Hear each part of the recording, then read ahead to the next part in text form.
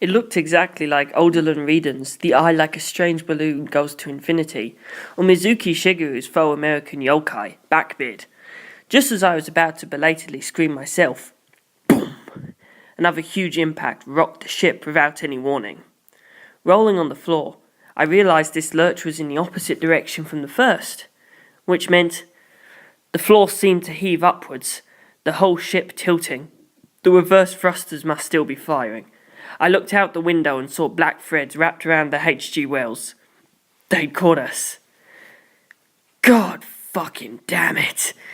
Dust spray rose from the third moon. It looked like Narantia was attacking it with dust boot. Dozens of submarines were riding the threads wrapped around the HG wells. All fired cruise missiles at the third moon. Boom, boom, boom, boom, boom, boom, boom, boom. Hundreds of missiles all rocketing forward in unison, raining down on the giant eye moon's face. And then the face opened its mouth. A crescent moon slit right below the eyeball that split the moon from end to end, revealing rows of jagged teeth. The maw gaped open until it was the entire visible surface of the moon. The moon had a thin surface layer, but the inside was hollow. It was a 5-kilometer balloon held by the Horned Man on Mars. A living balloon, with one giant eyeball, and infinite hands that stretched all the way to outer space. Every missile Narantia's dust boot fleet fired was swallowed up by the mouth. Only when the last one was stuffed in its cheeks did the mouth close, and it savoured the flavour of the massive array of explosions within. The impact shook the hands dragging us. Narantia stared in disbelief. Fucking seriously? I didn't even scratch it? Poochie's eyes were open wide. He seemed equally surprised and impressed. Astonishing. I feel sure we travelled this far from Earth for just this encounter. H.G. Wells, this is Houston, the man on the loudspeaker said. The President would like a word with you. Funnier looked grave. Pocoloco frowned. The funniest? Without waiting for a response from us, the voice on the speaker changed. A calm, gentle voice, ever so slightly brisk. To all aboard the H.G. Wells, I am the President of the United States, the funniest Valentine. Presently, I am at the UN headquarters in New York, attending an emergency meeting of the Security Council. We're discussing how to deal with the mysterious life form discovered behind Mars, what we're currently calling the eyed balloon. I'm here to report our current progress. Wrapped in the moon's tentacles, the H.G. Wells spun, shaking constantly. The funniest continued.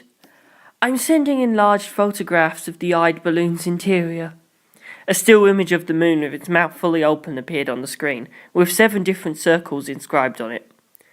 Next, enlargement of the circled portions. 7 different high-resolution shots began cycling the screen. What had appeared smooth before now showed something odd. Part of some machine floating against the back of the moon's interior. What? Is that a man-made satellite? No, Pocoloco said. That's a probe. With those armoured plates and mirrors, could it be? Yes, Specialist 777. This is the unmanned probe the ESA launched in 1985 to survey Halley's Comet. We verified the COSPAR ID on the probe's surface. 1985-056A. On one of the 7 shots, there was a number written on the 2 machines. 2? No fucking way, Pocoloco muttered. But this is in fact happening, the funniest replied. The 7 spacecraft in these pictures are all the same ship, identical in every way. Every one of the 7 passed inside Halley's Comet on March 14th, 1986, photographed the core from a distance of 600 kilometers, and vanished in 1999. They are all the Jojo probe. Father, with the time you spent in space, you know very well we do not launch the same ship 7 times, and we never repeat the same COSPAR ID. There's no possibility that some conspiracy resulted in the launch of multiple identical ships without America's knowledge. Manufacturing and launching a probe is very expensive, and there's no way to fire a rocket without the citizens noticing, and no means to fund such a launch. So 7 Jotos were eaten by the eyed balloon, snared by these tentacles. These tentacles had a range of around 100 kilometers, but that was nothing compared with the vastness of space. It seemed highly unlikely Jojo would have flown within range. As we all scratched our heads, Narantia kept up his futile attack. Beside him, Poochie looked as astonished as I was, but was almost rapturously muttering. Do the 14 words have meaning? The 14 words. He seemed to be seeing and thinking something entirely different from the rest of us. 7 Jojo probes. There might be even more, but whatever truth lay behind this mystery, the H.G. Wells was about to be swallowed by the balloon with us on board. Just a quick glance outside the window, and the spinning view of the eyed balloon's giant round face and eyelid was noticeably closer. And this photograph was collected from a Nazi base in Switzerland during the Second World War, the funniest said over the speakers. I hadn't expected the word Nazi to show up here, but that surprise was dwarfed by the shock of the picture that had appeared on screen. It showed the Horned Man, the same man currently holding the tether down on Mars. Long, narrow eyes, long black hair, surrounded by Nazi soldiers, yet grinning wickedly. Once again, his eyes were focused right on the camera lens. This man's name is Kars, the funniest said. Much about him remains a mystery, but there are 5 things we know for sure. He was one of the pillar men discovered by Nazi scientists underground in Mexico and Italy. Of the 4 pillar men they collected, only Kars survived. It seems that Kars was somehow caught up in a volcanic eruption at Italy's Isulo volcano and flung out of the atmosphere. Surely before that, Kars, how exactly is unknown, but he donned a stone mask fitted with the Arja red stone, bathed in ultraviolet light, and became the ultimate life form. The last thing we know is that the man who beat the other 3 pillar men and sent the ultimate Kars into space was an Englishman residing in America named Jorge Joestar. What? That was my great-grandfather's name, the grandfather of my adoptive father, John de Joestar. I believe you have a George Joestar on board, asked the American president. Will you tell us why and how you came to the H.G. Wells? Funny and the crew all turned and stared at me. The gleam in Poochie's eyes was especially terrifying. I did my best not to look at him, and answered in English. I was hoping you could tell me. Either way, this cannot be a coincidence, the funniest said, dropping the matter. That's everything we've discovered at present. As for the conclusion of the Security Council, you have 10 minutes to escape the tentacles. Once that 10 minutes is up, we will detonate the H.G. Wells remotely. There will be no rescue mission.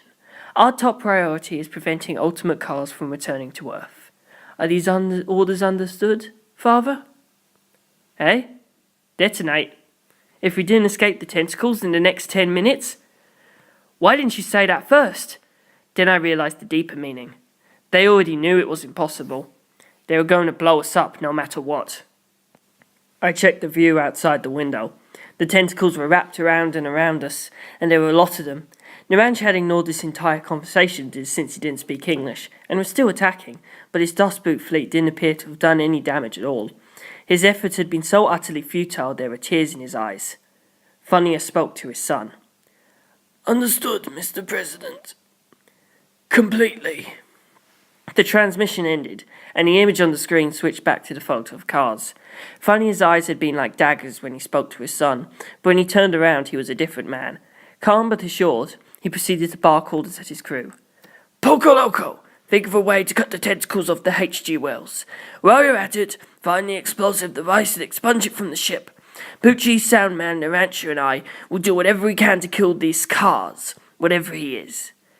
Detective! Yes? It seems you were brought here for some higher purpose. You don't have a stand, do you? Then make like a detective and solve some mysteries. You heard that order? We've got 9 minutes left. Whatever reason or purpose brought you here, we're all in the same boat now. All you could do is think as hard as you can, as much as you need. Sir, yes, sir, I said, and attempted a salute. I didn't intend it to be comedic. Fania was absolutely right. I was here because I was a detective. I had to do my job. Jorge Joestar, Soundman said. I turned around and found him in his spacesuit, kneeling beside me. He pointed at Narancha. He doesn't speak English, right? Can you interpret? He seems to have a number of tiny submarines, but can he combine them into one big one? Ah! God fucking damn this piece of shit! How the fuck did he shake off my missiles like a 38-degree lukewarm shower? Fuck! He was half mad now. I tapped him cautiously on his shoulder. Fuck off! Oh, what? I told him Soundman's suggestion, and his eyes went wide. I never even thought of that. I'm not stupid or anything, but fuck, let's do this. Das Boot, retreat and regroup. Dozens of submarines came rocketing back up the balloon's tentacles. Soundman stood quietly, watching them a moment, then put his helmet on and spoke to Funya. I'll go listen to the sounds of Mars and understand them. Funya nodded. I'm sure you can befriend Mars. Poochie appeared beside them, also in a spacesuit. I'll come too, to talk to him. You've only ever cared about the way to heaven, Poochie. I seem to have a higher goal, Funya Valentine. In the fog of war, all will be left to destiny. Pray worry not about my life. I will not yet die. Not here, at least. Narancha started shouting. Ha! I did it! I fucking did it! A full power Das Boot! Anyone wants to ride? Get the hell on now! Outside the windows was a nearly life-size submarine. H.G. Wells was a sphere with a diameter of about 10 meters, with a pair of 2-meter-tall cylinders on either side that housed the emergency escape system, and a dock that allowed them to connect to other ships. Narancha's Das Boot was far larger than the entire thing, at least 100 meters long, like a building lying on its side. Soundman! Poochie! You have 3 minutes, Funya said. If you don't end the fight and get back in here in that time, the H.G. Wells will leave without you. Shouldn't you join us on this ship? Poochie asked. The H.G. Wells was placed in my care. I share its fate. Very well. Soundman and Poochie both headed for the airlock, and after decompression, travelled through the vacuum of outer space to the submarine. But their movements weren't the floaty movements of normal astronauts. The second the hatch opened, they zipped right over, flying directly into the submarine. Stands came in handy. Narancha, let's go, Poochie said in Italian. I could hear his voice coming over Narancha's headset. Right, full power, forward thrust, Das Boot, go! Das Boot swooped away from the H.G. Wells, spinning on the slender tentacles, headed for the eye balloon at tremendous speed, already opening fire. Pew! The cruise missiles it fired were all full-size too. Missile after missile scored a direct hit on the balloon, the explosions and shock rays far stronger than anything before. The balloon closed its one big eye. Was it working? Right! Got it, Captain! Pocoloco shouted. Right stuff has found a way to escape the tentacle's web. I looked over and found him holding his hands in front of his chest, palms facing each other forming a sort of bowl, and strange little gnomes of some kind inside. They were making tiny models of the H.G. Wells, then taking them apart, analysing the problem. If we release all the exterior walls of the H.G. Wells from the inside, we'll be free. The tentacles are wrapped around the cylinders and the sphere from one side, so this should stabilise us. If we start the engines at full power the second the walls release, we'll leave the walls in their grip and escape like we're shedding our skin. A spaceship isn't going to catch cold going naked. Then we'll move on to removing the explosive device. Right Stuff has already located it. Good, Funya nodded. Get to it. Keep me updated on your progress. I got this.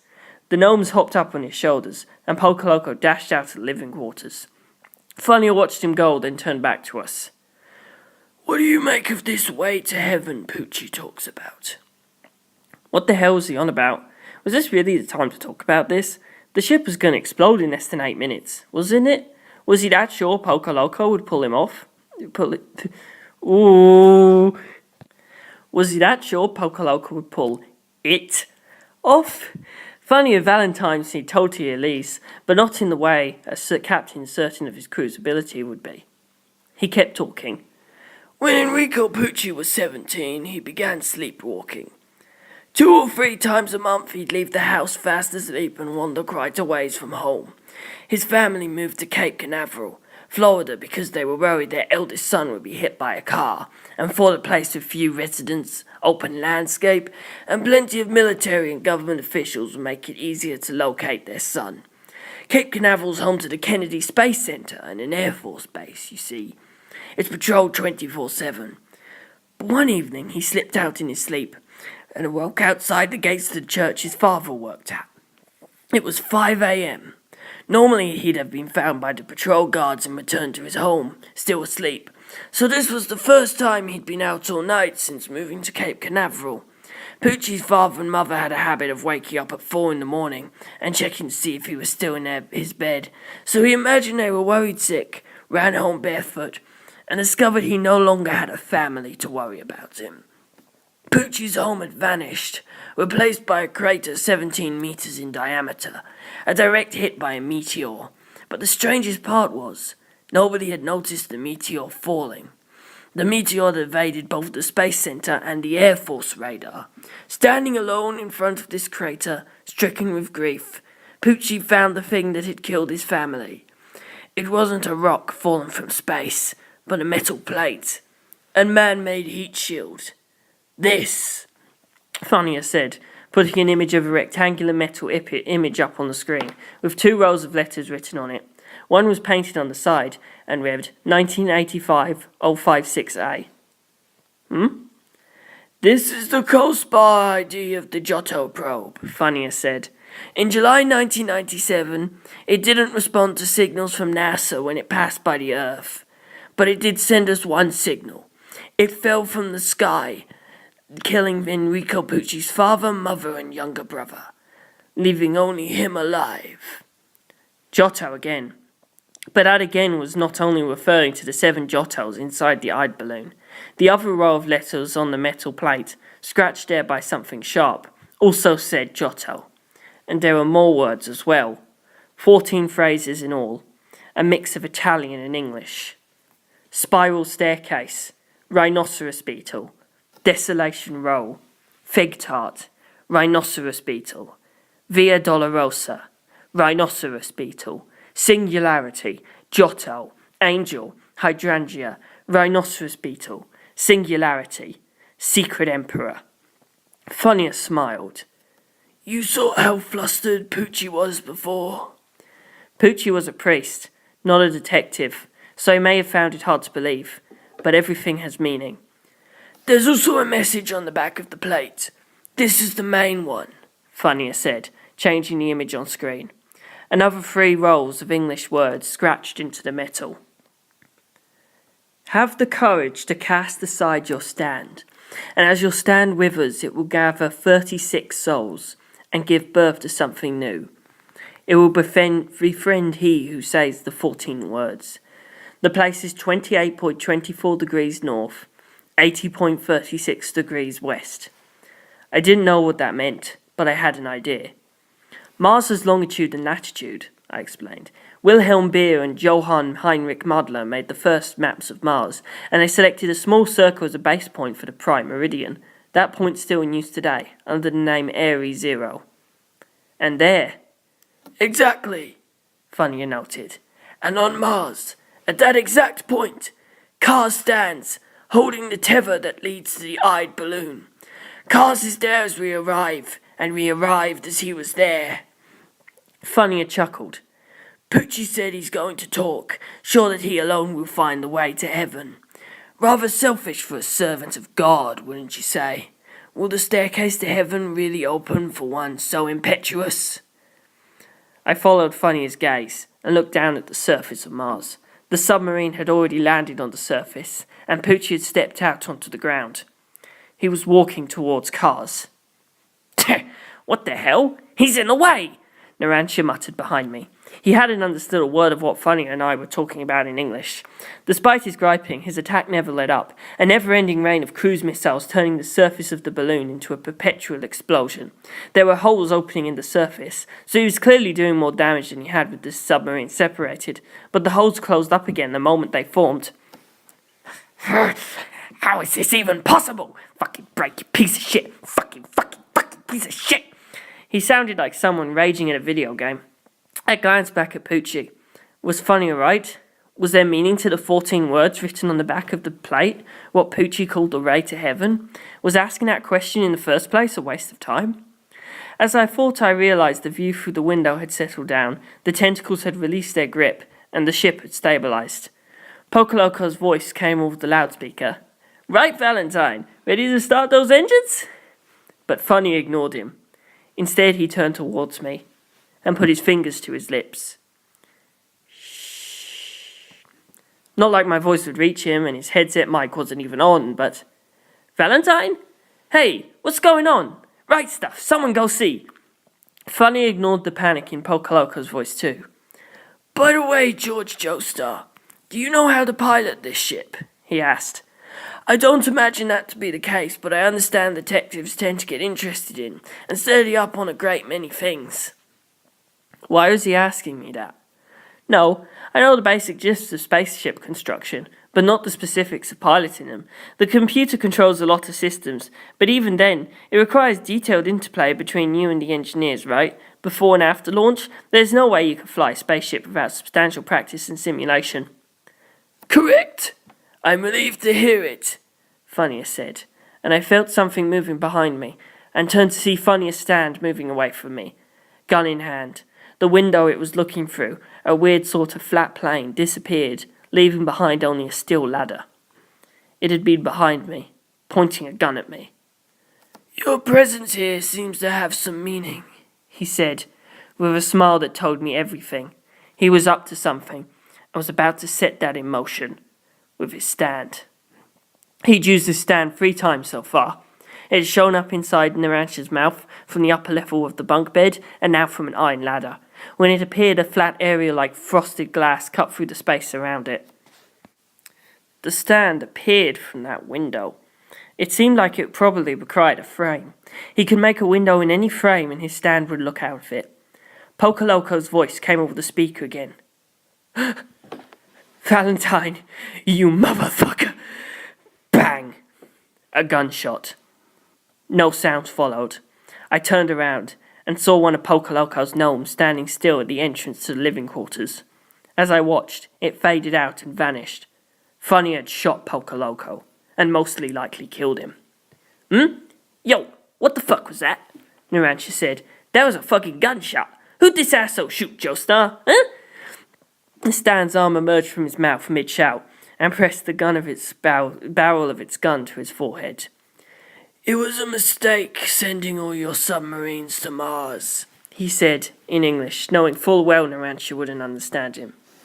And you have a very foul mouth. Bang! Narancha fell over, blood streaming from his head, and the stand's arm vanished from his mouth.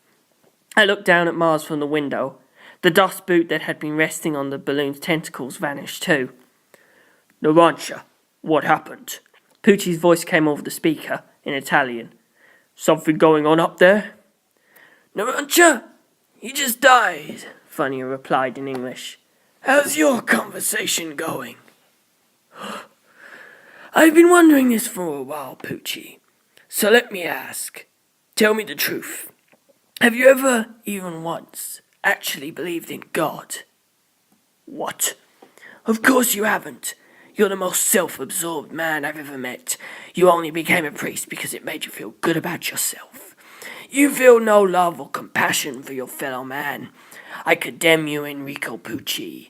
You are a sinner for seeking a way to heaven for yourself alone. When you should be leading others, you will be punished. This empty red planet is beautiful, isn't it? Allowing you to die here is an expression of the deep, genuine compassion I have for you. Being here is destiny, the will of God. This way to heaven you speak of, you know nothing. That's why you cannot talk to cars. I've been negotiating with cars for the last 11 years, ever since I first read the message on the plate that fell on your house. Rear window. He was peeping, Pucci said. Funnier glanced at me when he said this, so I knew it must be the name of Funnier's stand. Rear window, a stand that could make a window in any frame and move to it. The name was a good fit. Peeping? How rude. I was simply checking on a suspicious unidentified falling object, Funnier said. I was already training as an astronaut at Cape Canaveral the day it fell. I was out on the town and sneaking back to base. But after catching a glimpse of that plate, I never snuck out again. It was clear evidence there was an intelligent life form outside this planet. If a square plate fell, then there was a square hole somewhere. It was comparatively easy to find it. That's when I met all the cars. Huh? Plural? Your way to heaven ends here, Funnier said. It brought you to Mars. Let that thought comfort you in your eternal slumber, Enrico Pucci. God's will is with me. That's a delusion. Bang! A third gunshot rang out. And then there was silence.